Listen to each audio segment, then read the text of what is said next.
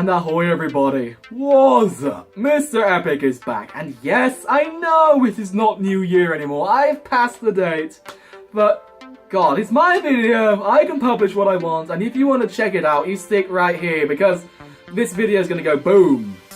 Not in your face, but boom.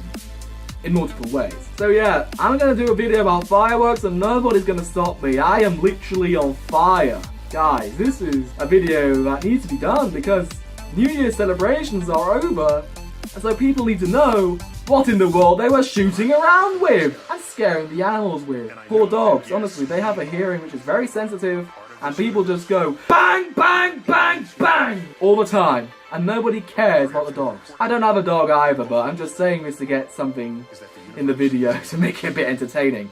So yeah, fireworks.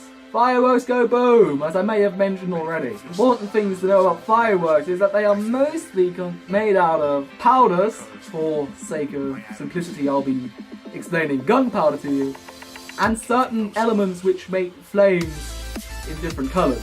Because the most important thing about fireworks is them being loud and having nice colours. The colours are mostly made by elements of the first and second periodic group in the chart of elements, or whatever you call that. Every element has a specific colour. This should be a clip showing you certain colours of certain elements. Enjoy!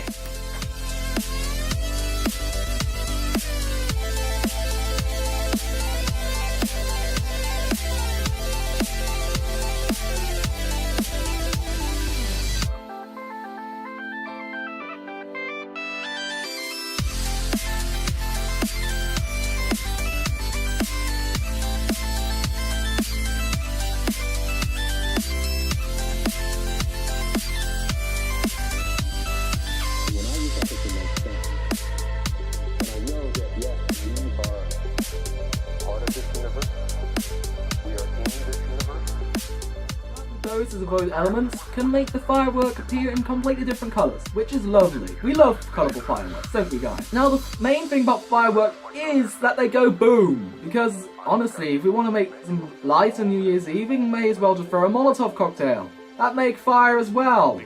Ain't that pretty, is it? It needs to go boom, high in the sky, at chance. So, about gunpowder, which is the example I'll be using. I am not 100% sure if that is actually what they use in modern fireworks, but for the simplicity of things, I'll be going with gunpowder. Gunpowder was invented in the 9th, 10th century in China, like pretty much every cheap mobile today. Created in early monasteries, gunpowder was soon to be converted to military use.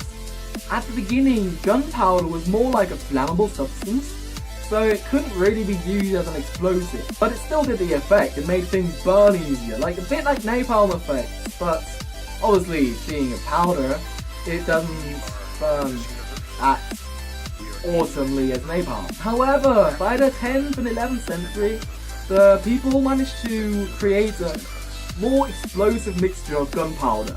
And with that, they could make simple things like thunderclap bombs, explosive fire bombs, and they actually use them. And I am not just mentioning this because there's a movie called The Great Wall coming out which features quite a lot of them. We've ever known.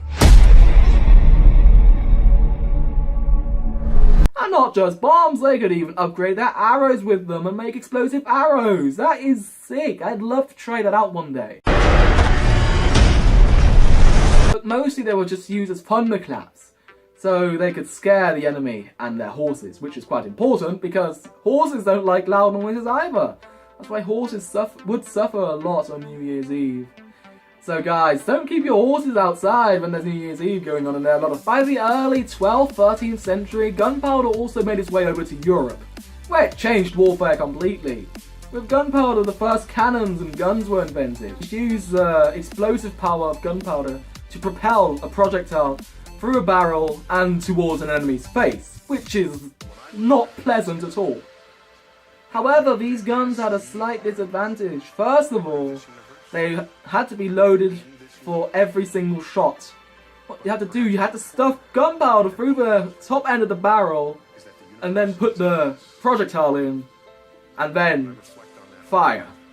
and it goes boom. That takes an awfully long reload rate because you have to do the same process of shoving the stuff into the barrel time after time after time again. Also, when you shoot the gun, there's a heck of a ton of a smoke screen in your face which you can't even use to aim properly.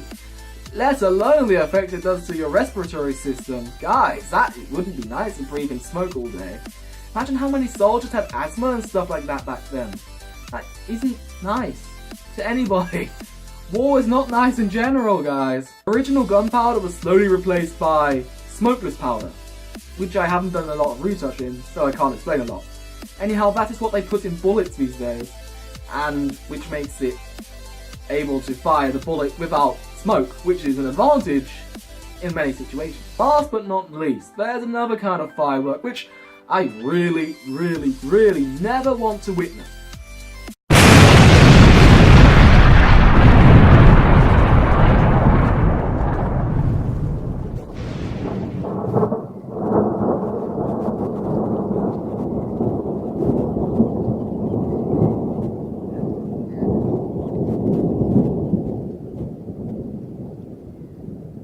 Yep, I'm talking about nukes.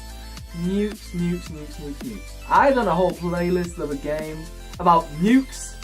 You should go and check it out. That is... okay, it's a good series. Yeah, nuclear bombs. There are two kinds of nuclear bombs. One kind, the nuclear fusion bomb, also known as the H-bomb. With certain technology, they managed to crash two hydrogen atoms at each other in a bomb. This fusion creates an enormous amount of energy, and everything goes boom, and everybody dies. Simple as. That's the very, very, very simple version, guys. I'm not a teacher. I'm just here to give you an educational touch. Guys, don't expect too much from me. I'm just a student myself. Then there's obviously the nuclear fission bomb, which is the kind of bomb the first nuclear bombs were made from. It was made out of a kind of uranium, which was unstable and would decay with radioactivity.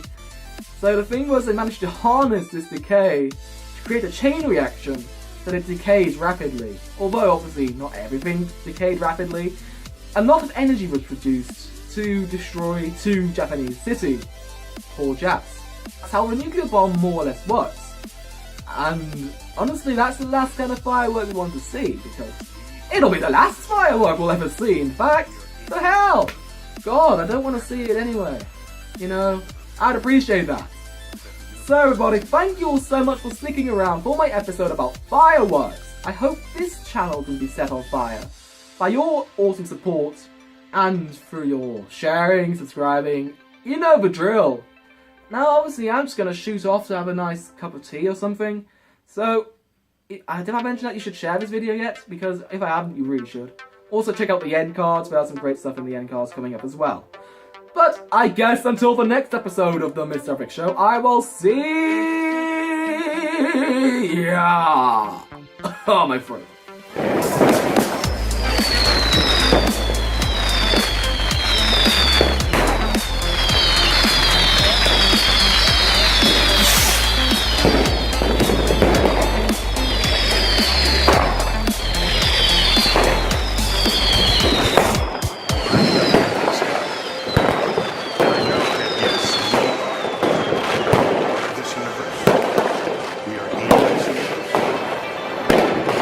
Perhaps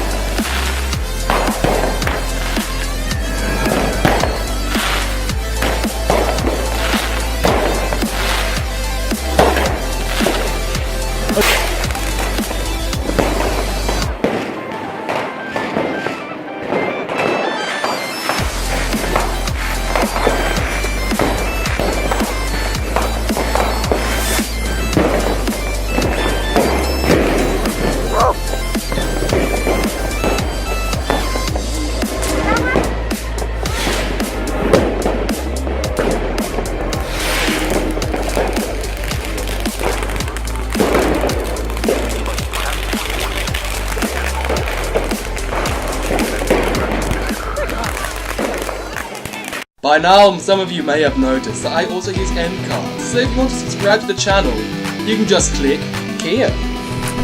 And if you want some more content, you can also click here, here, and here. Stay epic, everyone.